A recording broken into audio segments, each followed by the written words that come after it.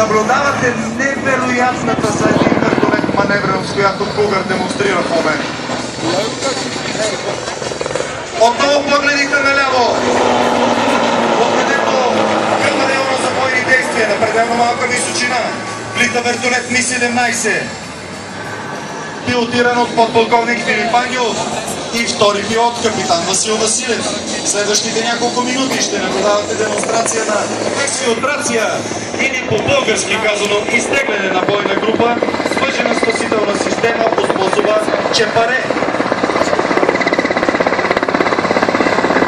Ето виждаме как Cougar продължава своето прикритие от въздуха.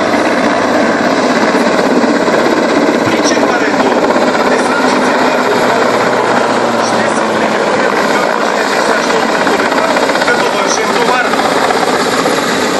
И Николова започва да работи.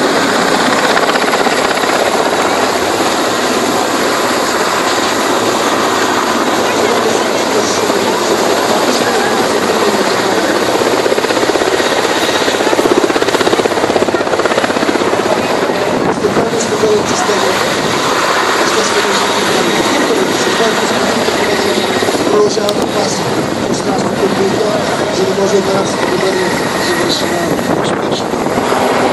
Гарантирано, уважаеми приходи, че много малко вертолети в света могат да изпълняват подобен фигурен пилотаж на такава малка височина.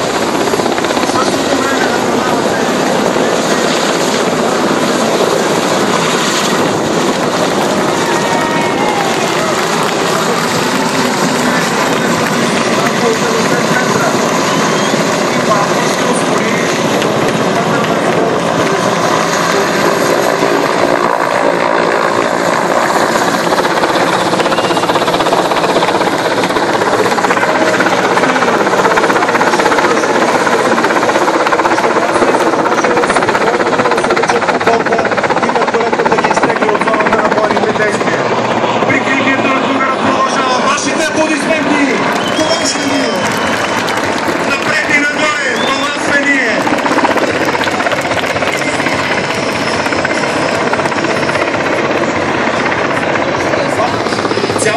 операция по ексфилтрация на бойна група се изпълни под прикритието от въздуха на вертолет Cougar, пилотиран от екипаж с командиран подполковник Павлов.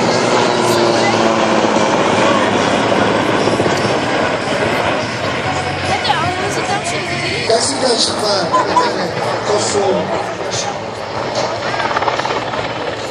Почти на нощ минава. Почти на нощ.